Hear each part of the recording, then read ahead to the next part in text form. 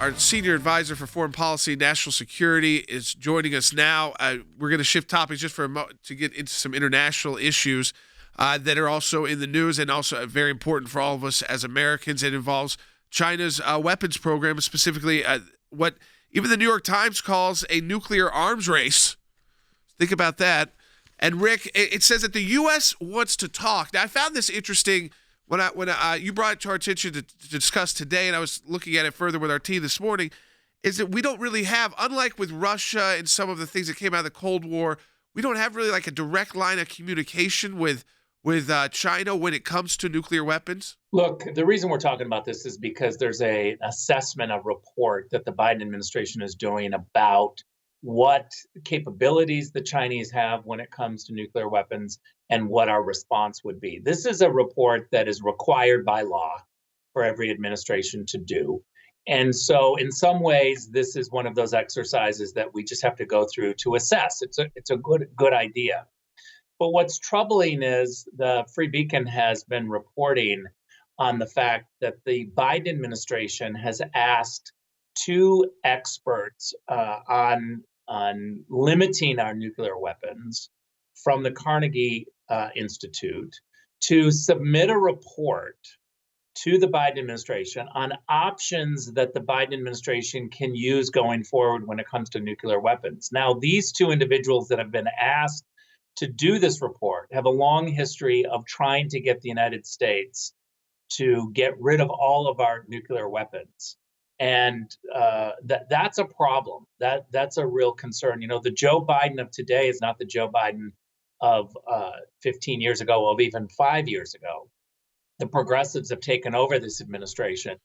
And now what we see is China rising to the occasion of a weak Joe Biden. I saw that the comparison was that we have kind of a history in dealing with the Russians. And so when we have to deal with nuclear issues directly, if we were trying to get a handle on the Chinese situation or try to work together on agreements and treaties, that would be something very new, unlike what's been this kind of historic back and forth between Russia and the United States. I mean, so Rick, this doesn't seem to be the administration that's going to really be the one that kicks that into gear, though. Right. I think what you're getting at is correct in that our relationship with Russia is long on disarmament and limitations on what we can do, certainly on testing nuclear weapons. We have agreements with the Russians that go back decades. We don't have that same luxury with the Chinese. And basically, the Chinese right now are rushing to build up their nuclear portfolio. That is troubling when you look at the Biden administration's history with China. They have always underestimated China. They sat in Alaska just recently and were lectured by the Chinese on the United States human rights record. And now we know about the Hunter Biden laptop, which shows a whole bunch of information about the Biden family's ties to Chinese government and Chinese businesses. And so I think China right now is emboldened. They feel like they can push forward on the nuclear front, push forward on lecturing the United States, and that the Biden team is just too weak to respond. And I think that right now, that calculation is true. You know, Wes had a question for you, Rick. Yeah, I think anytime, Rick, that U.S. leadership is perceived as vacillating or weak, our adversaries, they will take advantage of that. What I find alarming, I guess is the word, is the administration has a certain amount of naivete about this. You were talking about the difference between our longstanding relationship with Russia versus China. Jake Sullivan recently said that we did not want to contain China. We wanted a peaceful coexistence. What's your thought about that? I'm so glad that you pointed that out, because I think Jake has a long history. The National Security Advisor, Jake Sullivan, has a long history of looking at China as an academic exercise and limiting his thought about China to what's on paper. And certainly that's problematic, because in the real world, China doesn't tell the truth.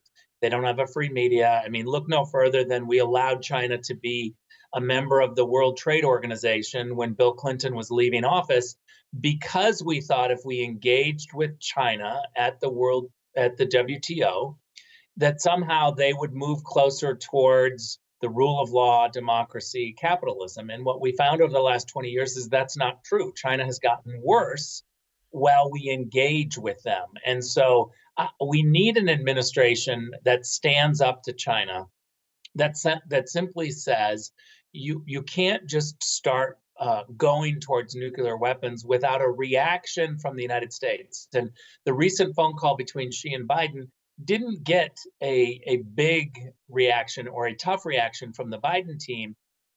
Quite the opposite. The Biden team was spinning that the call went well and they talked about a variety of subjects. But then news came out later that they actually never said the word nuclear weapons. They never discussed it. And I can tell you from my 8 years at the UN, unless you confront these issues directly with the Chinese, beating around the bush does not work. When you look at China and you look at Russia and you look at Iran and you look at what was going on in Syria, it's an axis. And the concern that I think we have is we have an administration, at least in their foreign policy concept, that deals with this as if it's in a parallel universe, not the reality of what these governments are up to. Jay, you hit it on the head, because what it is the expectations of how the Chinese have played over the last 30 years. Remember, Joe Biden has been around for so long that he's trapped about what China used to be. And he has a hard time believing the reality of what China is doing right now, which is why when they came to Alaska, they were able to lecture us, and our Secretary of State sat there and got a lecture on human rights from the Chinese. Think about that. The hypersonic weapon, we had our military speak out. The chairman of the Joint Chief Staff, said that it was like a Sputnik moment because of the hypersonic test. This orbits the Earth, then gets launched into a vehicle.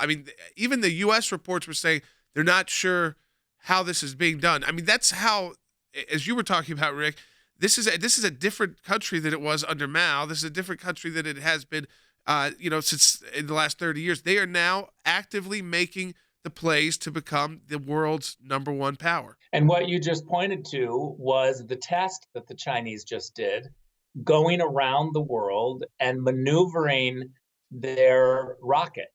And, it's 4 times the speed of sound. And it's very concerning to the United States that all of a sudden the Chinese seem to be pushing towards breakout. They're trying to get to the point where they can compete with us with nuclear weapons. They're testing, they're going underground. They are busy trying to catch up to the United States, while at the same time the U.S. is really just, ignoring and trying to contain and realizing that we're going to have to compete with China. We could talk about this all day, Sure. The implications for ignoring China and having a rise in China so fast. As I've always said, Russia's a problem, but China is a crisis. Going to one more, or Dad, go ahead. Yeah, I just really quickly, and then following up on this China situation. So, Rick, we're talking about what the problem is. What's the solution? Well, look, the solution is certainly not beating around the bush, but directly going to the Chinese and having some of these discussions, while at the same time realizing the threat that's underway and breaking towards the future where the United States is clearly in the front. Now, remember that Donald Trump did this. He saw what was happening in space. He saw that we needed to make a big move in space to protect our satellites, and he created the Space Force. That was largely because of what we were reading that the Chinese were doing. Remember, the United States is still dominant in the water and underwater, but the Chinese are really making a play for land-based and air. And so we've got to be able to stay ahead, which means, the good old Ronald Reagan warning of peace through strength means having a Pentagon that is at the forefront of technology, utilizing technology, and then being able to not use it because you have the best. We know as a country that if we want to do it and we want to compete and we want to excel and we want to be the leader, we can, but we have to have the will. We have to have the right leaders in place. And as Rick said, it's there to do. Rick, appreciate you being on with us today. It's there, but you've got to have the will to do it. You got to make the investments. You got to encourage the military instead of discourage the military, and rethink some of the strategies. That this is not 1980.